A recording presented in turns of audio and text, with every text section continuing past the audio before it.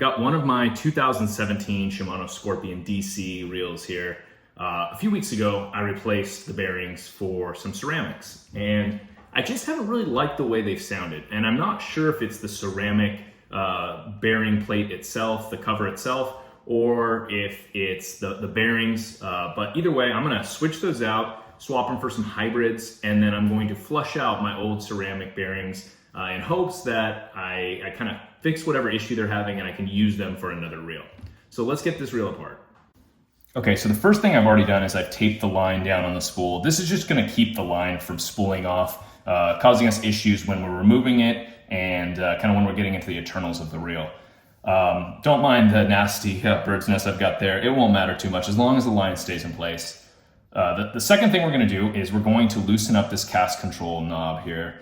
The only thing that's a little tricky is if you do want to take it all the way off, that the star drag can kind of come into contact with it and restrict it, but we don't need to take it all the way off. We just need to loosen it up to about where it would start to come off, and we should be good to go. Okay, now we're moving on to the part where we're going to remove this side plate here. We've got these reel settings here that correspond to the amount of braking that's being done. So we've got these settings from automatic down to from 4, 3, 2, 1, and then we've got open. Open doesn't mean open spool for casting on this. What it means is it means you can open this side plate and remove it from the reel. So let's go ahead now that we've got that open. There's a lever on the bottom, and we're gonna take this lever and we're gonna push it forward. If you were on any other setting, you wouldn't be able to do that. So we've gotten that now, and our side plate should come right off. Perfect. Okay, with the side plate off now, we want to remove the spool. So we're just gonna go ahead and reach in there, pull the spool out, no problem. We'll set that aside for a minute.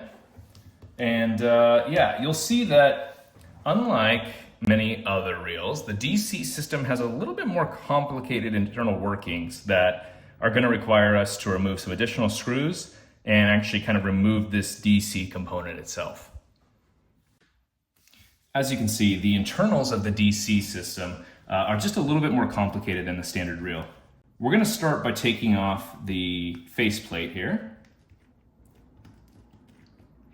And this is how you're gonna remove the whole DC portion of this reel and actually get to the bearing, which is on the other side of it. Okay, I've got those screws in a pretty good spot there. You know, you can take this whole thing out of the reel, and then you can remove that portion of it. I'm gonna set this in its own little tin here from removing components of a computer or a cell phone before. I've known that if you can keep the pieces together, amazing, that's better. But if you have to separate them, you always wanna keep them in a little tin somewhere where you can make sure that nothing falls apart and nothing scatters and gets lost. Okay, so this is where things get a little tricky, if they haven't already. But I've got this nice little tool here. It's kind of like a tweezers with an edge on it, and you can see that edge there. So if you look at this bearing here, what this is it's almost like a pentagon-shaped spring that sits over this washer and thus the bearing underneath it. What you want to do is you want to ever so carefully kind of get that washer, and you're going to pinch it inward. Now I'm going to use the piece of these tweezers here, this nice little edge from the tweezers, and I'm going to grab that part. I'm going to stick my finger over it so it doesn't fly out because it's very springy, and then I'm going to remove this portion. And again, it's going to go in our little parts container over there. Now you've got direct access to the bearing. So let's go ahead and we can use this same tool. We'll slide it in there and we should be able to pull it right out. Perfect. What you're seeing here is you're seeing a washer, and then you're seeing the ceramic bearing right here. Okay, so I said that the last part was a little tricky. This part is where you've got to be a little precise. The ceramic bearings have this casing, this cover on them, right? And that's what you're going to want to remove if you're going to want to flush out the bearings. So let's just take that off. We can get it off here. You want to use like something with an edge, which I'm just using kind of a straight edge blade here. And yeah, we're going to take that side off. We're going to take the other side off as well. Okay, and now you can actually see those bearings inside there. That's what you're gonna wanna flush. You're gonna wanna take this whole thing and stick it in the acetone. You do wanna save the casings because they're gonna go right back on those bearings, so we're gonna put them in our little parts container. And then we're gonna get to work on actually replacing that bearing.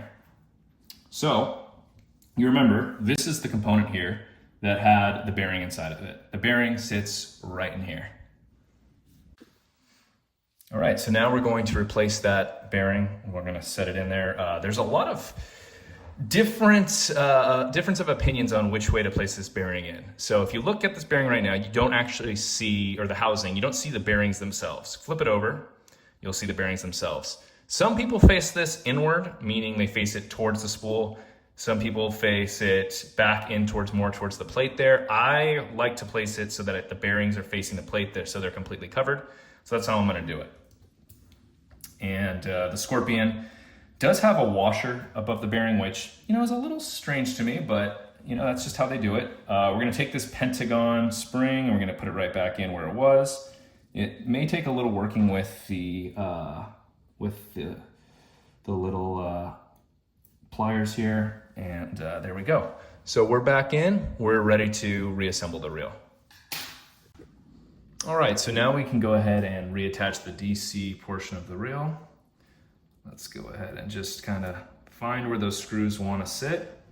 And I think that's about right there. Take our little screwdriver, reattach those or tighten those down.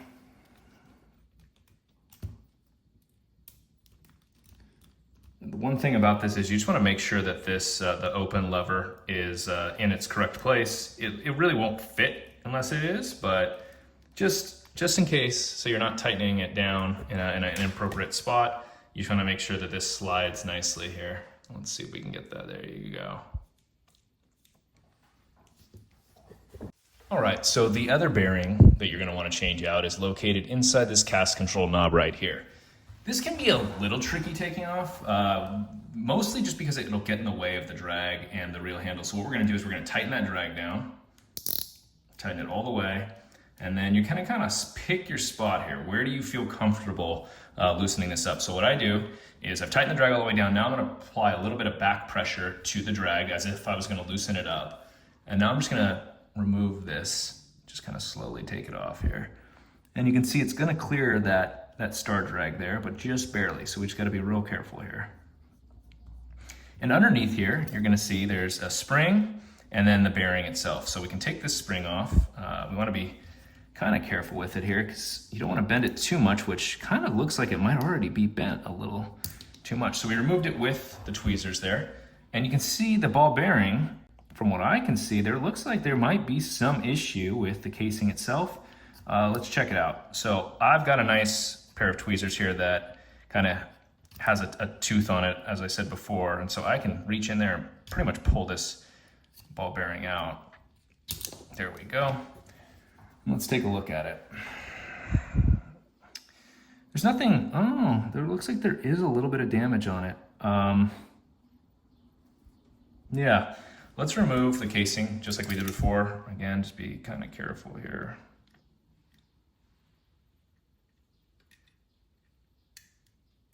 There we go. The other side.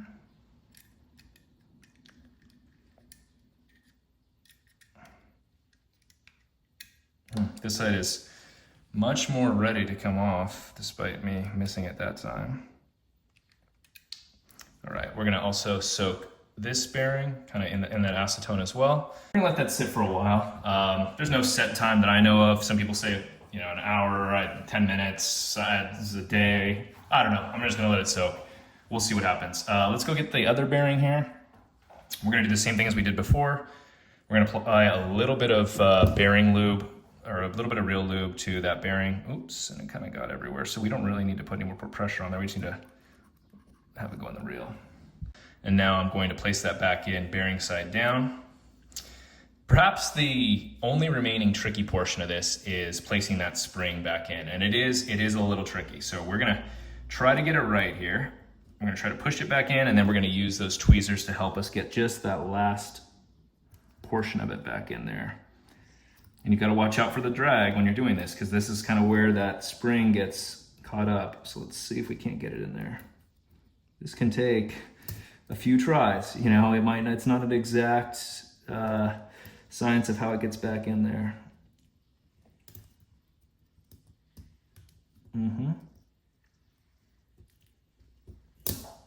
All right. That was pretty lucky, actually, pretty fortunate. And now we want to do kind of the same thing we did before. Watch out for that drag. There's a good spot. Put that cast control knob back on. Get it in a good spot. Tighten it up just a little bit because we're gonna have to place the other side of the reel back on. Okay, I think we've got everything together, and now we just need to replace the parts. So let's go ahead and we'll put that spool back in the reel. Okay, let's put the side plate back on here, the DC portion, the DC side. Make sure that that knob is still set to open right there. That click is still set to open. We'll close it up, flip the knob back over, tighten down that cast control knob all the way.